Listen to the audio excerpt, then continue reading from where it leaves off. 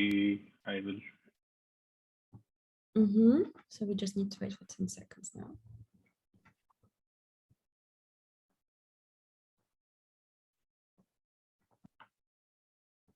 Okay, I guess we can start.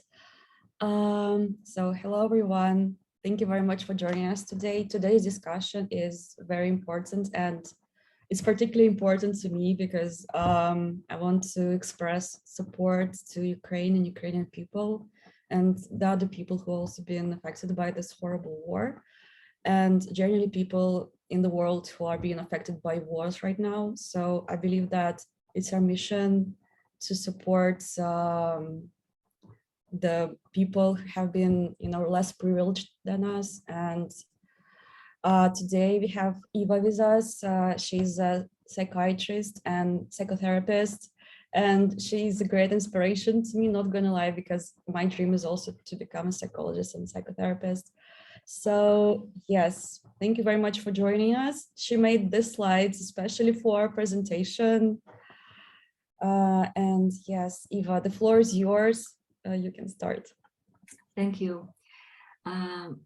It's so nice to be together with you this time, and truly thank you for this invitation. And thank you for this space to open this kind of reflection about mental health in our contemporary world. For sure, as every of us knows, just a few days ago, it was the next World Mental Health Day. This day, there was quite special message connecting with this day. The message was around making mental health and well-being for all a global priority. And well, I'm from Poland. I'm psychiatrist, psychotherapist, living in the center of Europe, just near our colleagues in Ukraine. And I'm also an international trainer of psychotherapy with experience with working in different countries like Ethiopia, like also Russia, Siberia, and many others. And maybe it is why this global priority started to mean for me so lot and so deep. To open the space for reflection and maybe also for some travel inside of ourselves. What really mental health means? Maybe it's good just to clarify a little bit. What is mental health? What is mental health for people in United States? What is mental health for people in Europe? What is mental health for people in Africa or Asia? Well, the definition is quite clear. And of course, we could find a lot of different definitions about it and a lot of different factors which we could just meet, creating in front of our mind this kind of picture of mental health. And taking one of the easiest definition and accenting one of the most basic factors connecting with mental health, I could say just something about optimal health, about sense of mental well-being, and about this normal social relationships, which, if we are lucky, we've got in our life. But looking at the mental health from a little bit deeper perspective, this kind of perspective which we've got in front of our eyes as a psychotherapist, we could say and we could see and we could recognize some more factors connecting with mental health of all of us. And these factors we could put as whenever and however we would like, just to understand and catch the meaning.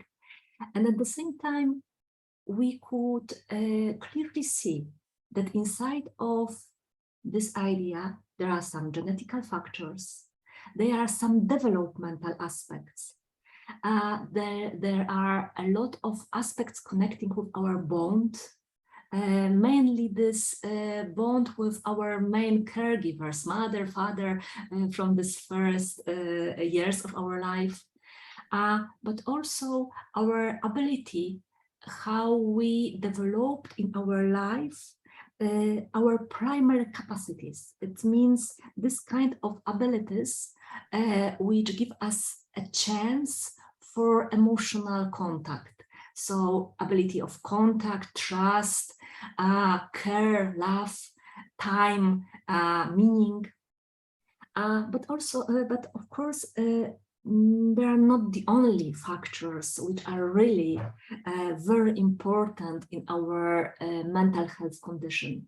There are also some aspects connecting with our values and social norms, with the fact how we solve the conflict between openness and honest, but also all aspects connecting with the level of integration of our personality. So this way, which we've done during our life, just to develop our perception of ourselves, our control of impulses, our contact, also empathy, and this all what is connecting with some kind of our inner objects. Why I'm talking about it in this way? Maybe a little bit because of the fact that developing our mental health, it's really quite complex process, which should be and could be unfortunately also disturbed by some factors.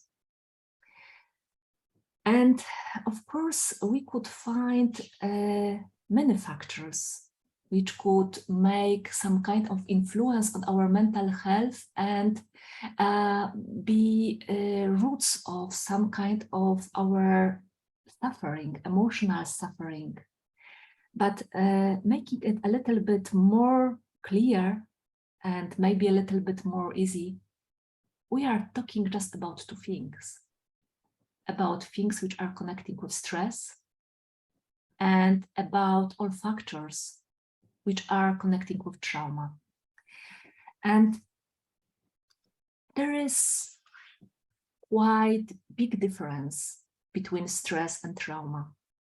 It's absolutely not the same. And at the same time, the border between stress and trauma is connecting with our personal factors and with our personal resilience. So some of us, for some difficult aspects, will still react by stress in some kind of hyperarousal answer using this flight and fight response. But some of us will go to the process of freezing and fragmentarization. And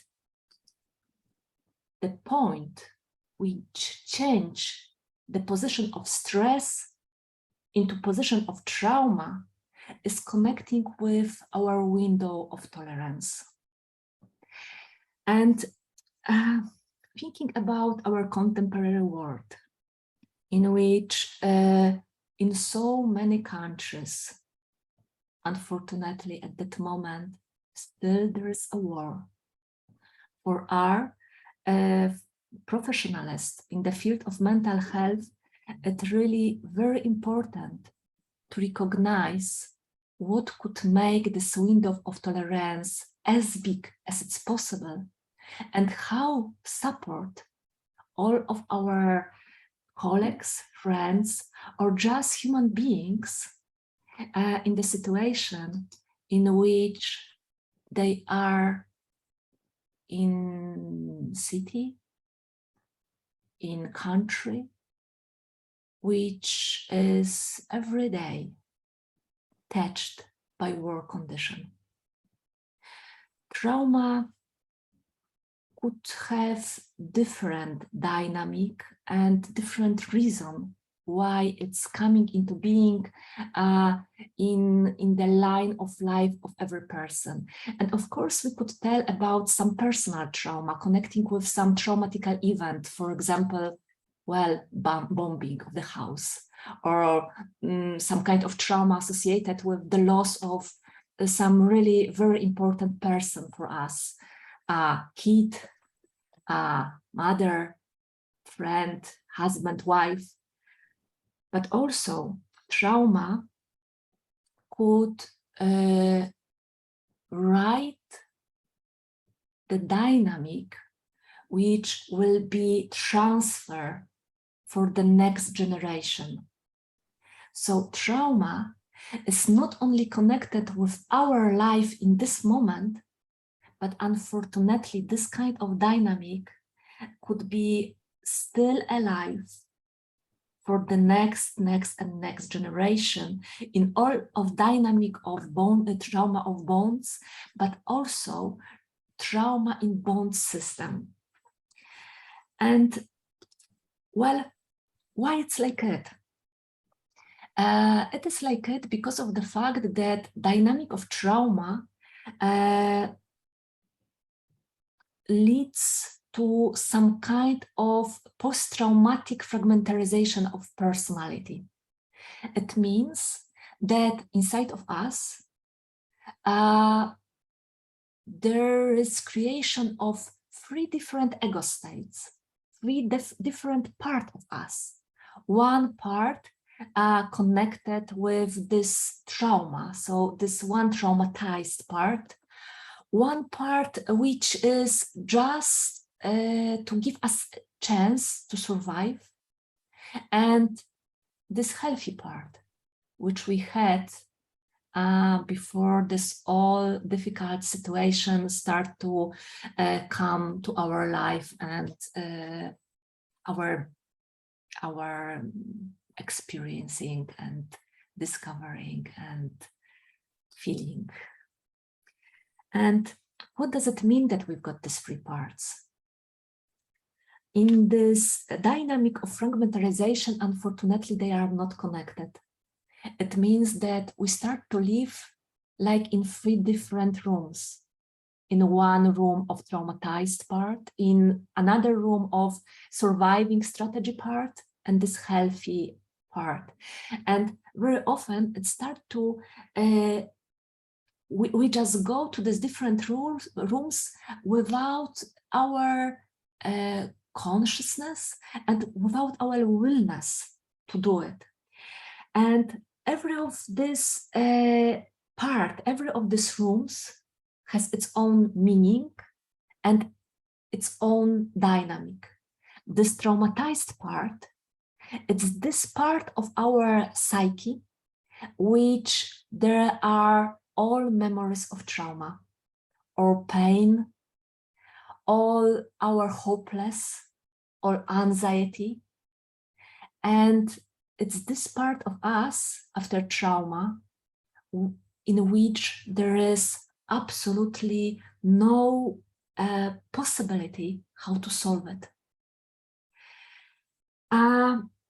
In this dynamic of creation, post-traumatic fragmentarization of our personality, we develop also this part which help us to survive. And this part is also quite interesting because the main rule of this part is to forget that we've had trauma. This part makes everything just to suppress just to control, to deny all this difficult experience during traumatic situation which we had survived. This surviving strategies part create a lot of control, a lot of compensation, a lot of illusion. And this part takes a lot of our energy in everyday life. And of course, after trauma, we had also this third part, this healthy part, which, if we were lucky, we had from the very beginning of our life. And this part has ability to laugh and learn. This part is able to connect with our emotions. Thanks to this part, we are able to express these emotions, and we are able to contact with all our memories from the past and use all of our resources from different parts of our life. In this part, we are in contact with hope and with our resources. Trauma, unfortunately, making this fragmentarization of personality does not stop in the moment of this really very difficult situation. Even 5 years after it, even 10 years after it, even 20 years after it, we still have this kind of dynamic inside of our psyche. And when we are the victim, well, or survivors, or just human beings with this kind of experience,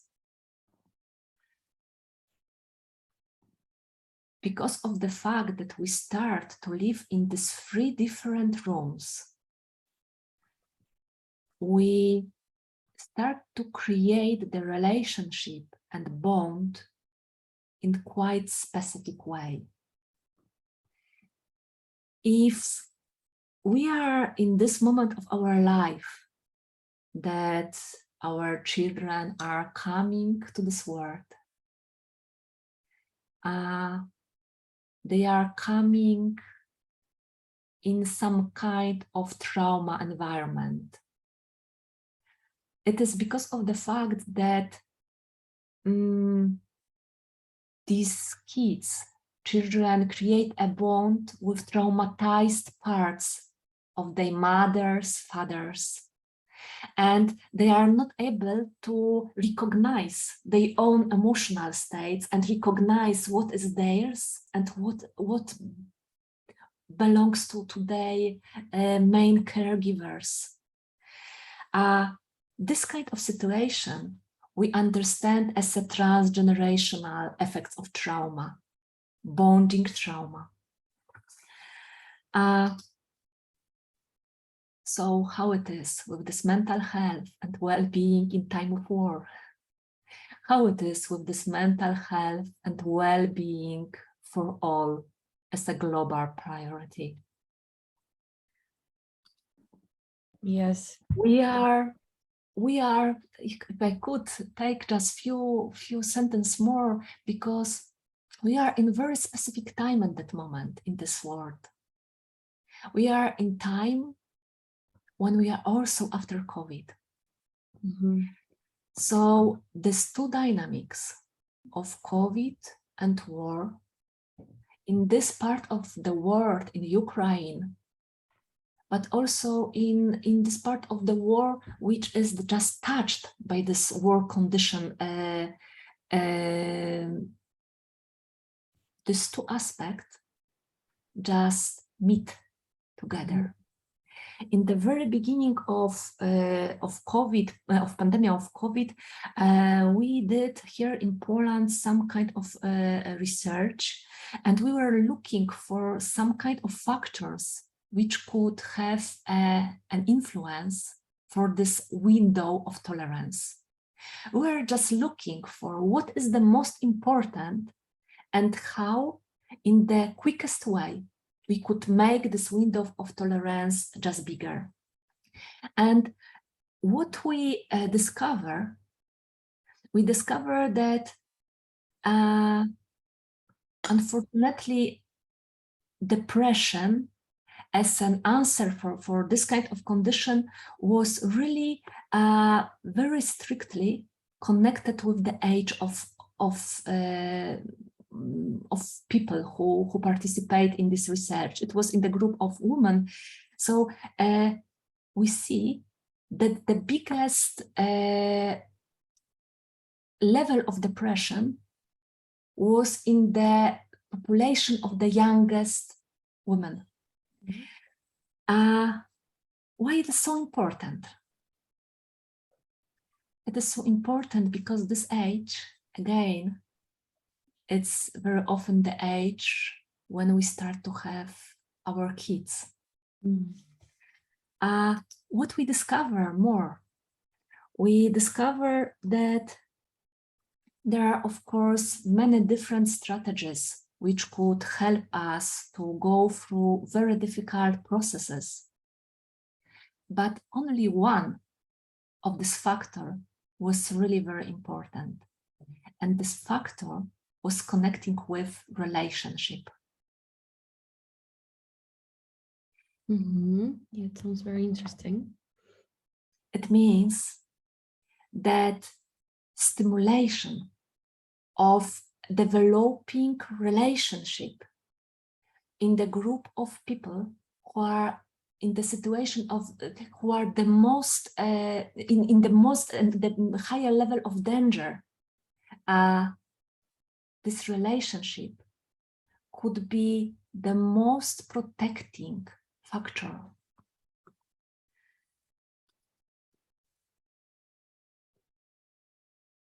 I'm sorry, you mean the relationship with parents and like that at the age the children and like the young adults, they still have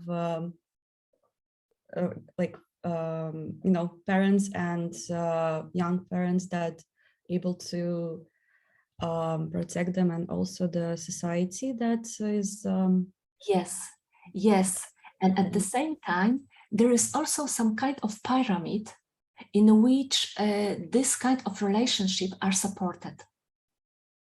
And what you started to talk, it's about this relationship at the level of nation, at the between the population, and it's one of the most important aspects, the safe relationship, which unfortunately, when we've got this trauma condition, it could be a little bit destroyed. So it is why this kind of pyramid then started to have really very important,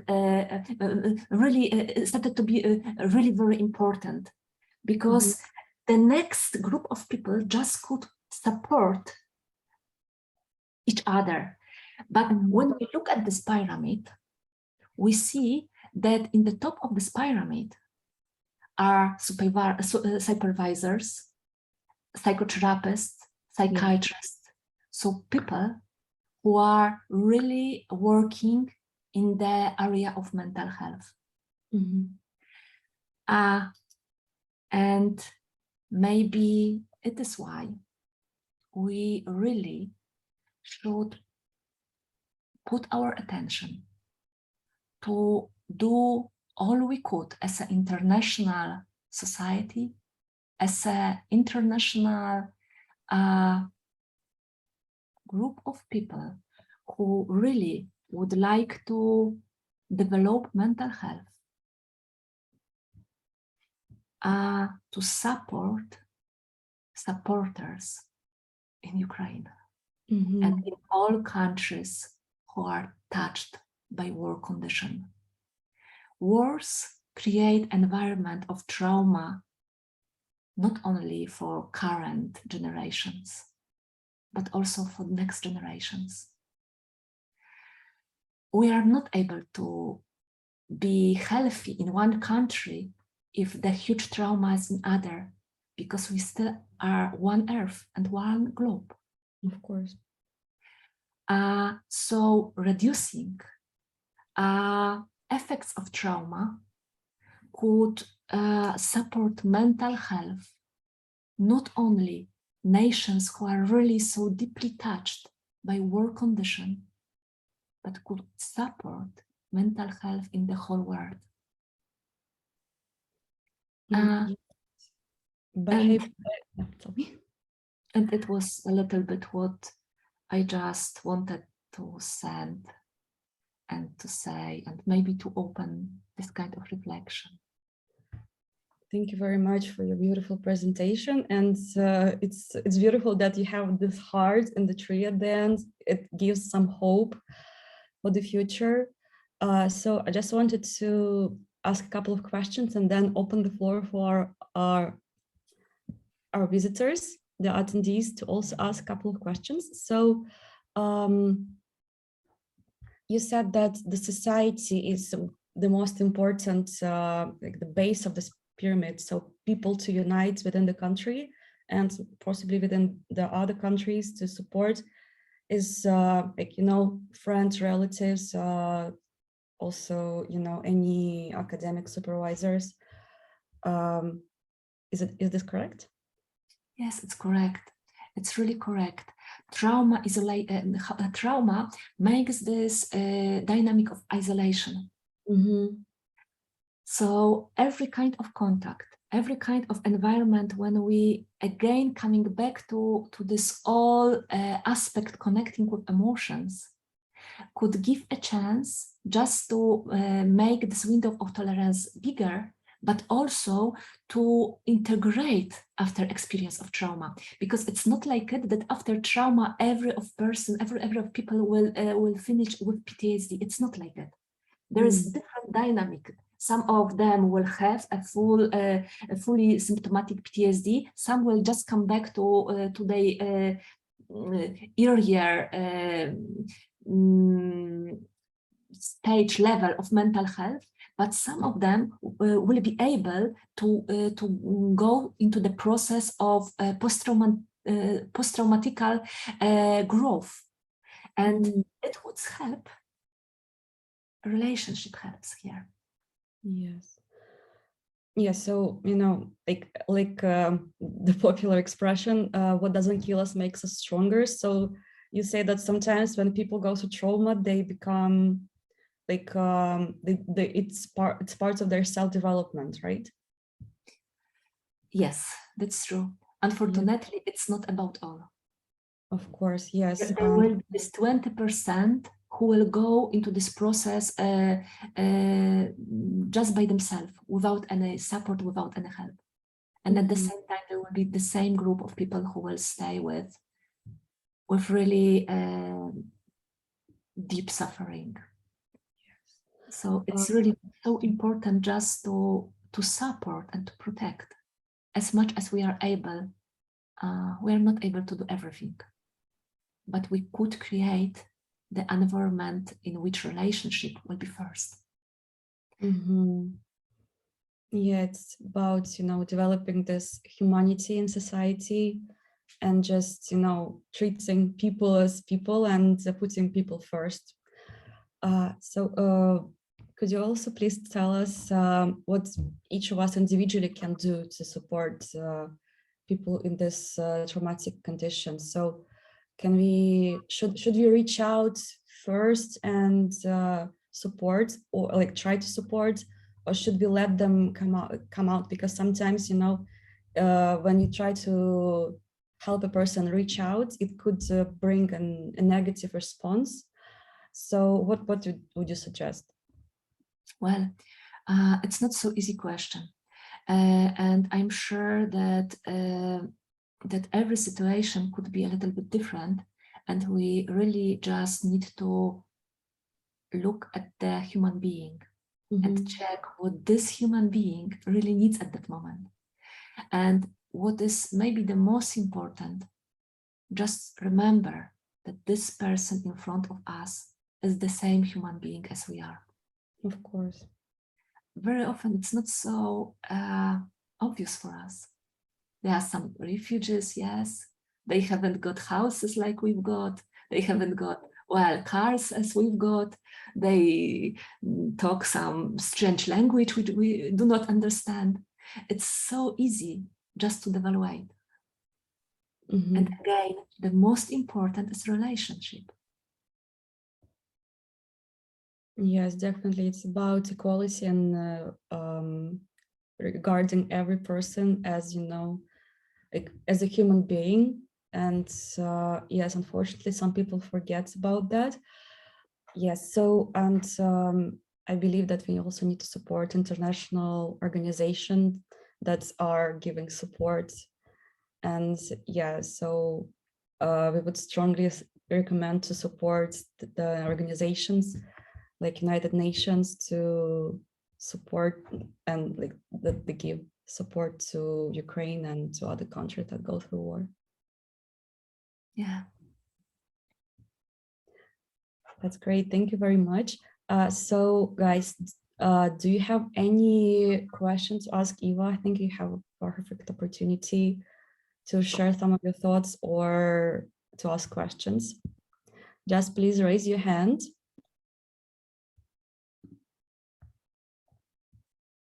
Okay, let's see. Or Yeah, you can type a question in, Yeah, that's an excellent session with so much of, I think thought process and the detail. Thanks for your valuable time, Eva, and thanks, Lisa, for hosting. Thank you. Thank you very much. Thank you for the opportunity to invite people who really make the world a better place by supporting. Very true. Yes. So,